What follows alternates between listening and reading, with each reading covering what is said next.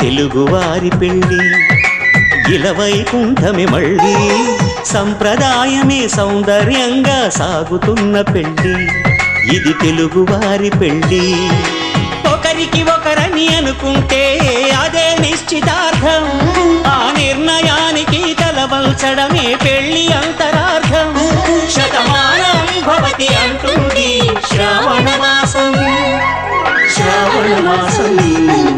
శ్రావణ మాసం తెలుగువారి పెళ్ళి ఇలవైకుంఠమే మళ్ళీ